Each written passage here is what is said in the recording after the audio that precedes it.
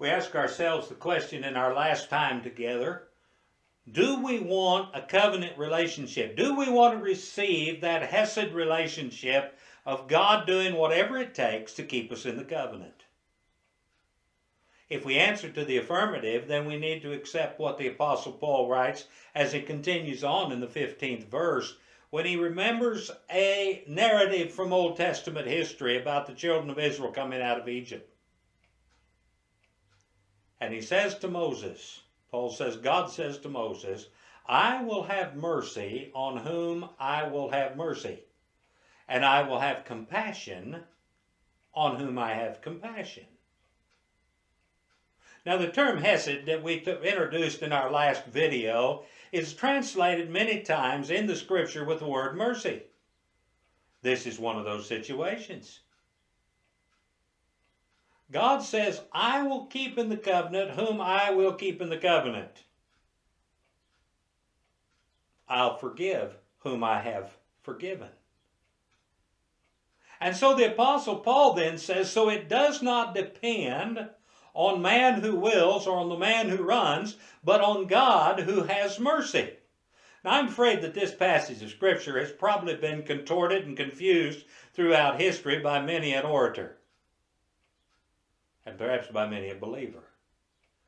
I do not believe, as some have taught and proclaimed, that this is talking about a predestinarian theology in which God decided before the beginning of the earth who was going to be saved, who was going to be lost, and we have no choice in the matter. Otherwise, it would make the Scriptures contradictory of themselves, and God contradictory, and when He calls, it would also contradict the first 8 chapters, the book of Romans.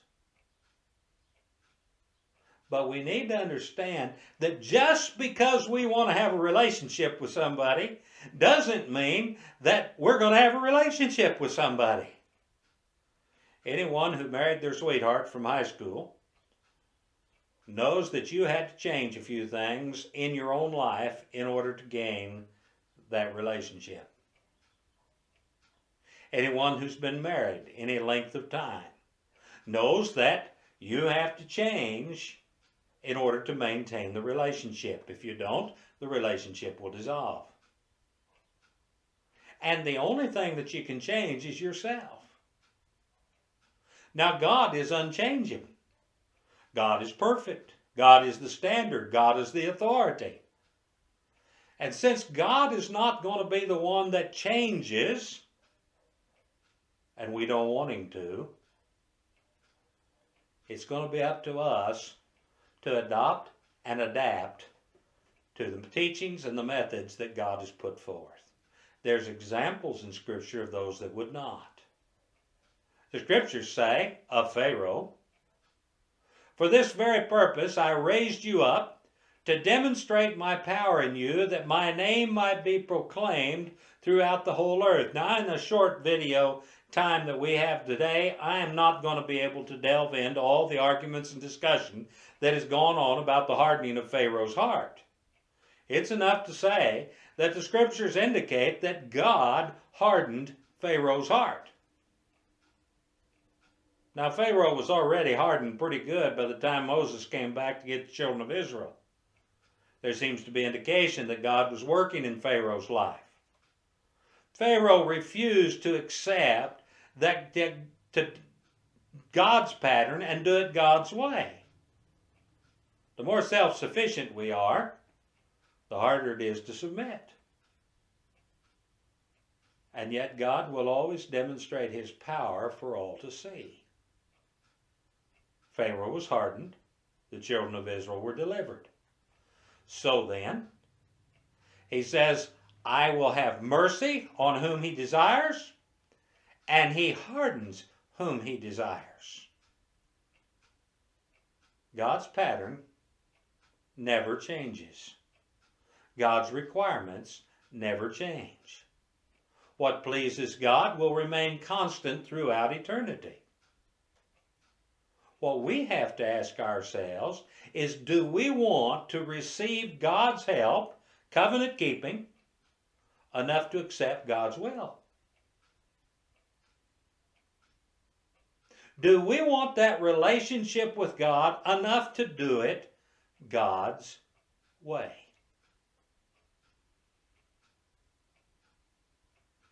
Because God's not going to change.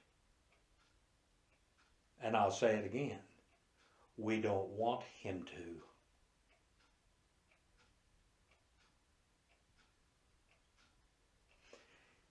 If God did not exist, we'd need to invent him. Because without an absolute standard, all we have is chaos. Our world today thinks that it would be wonderful if we could just get rid of absolute authority altogether. All we need to do is help one another. Think about the irony of that for a moment. If there is no standard, if there is no absolute, what are we helping one another to achieve?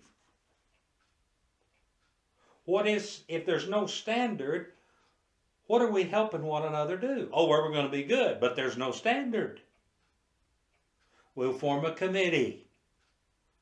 Well, anybody that's ever served on a committee knows how that's going to work out. We need and should desire that absolute will of God. Yes, it will require that we struggle with submission. It will require that we suppress some of the natural feelings we have because we live in a fallen world. It will require that we ask for and receive God's forgiveness daily, if not hourly.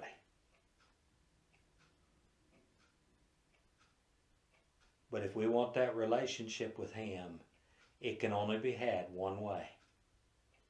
Moses received it because he submitted.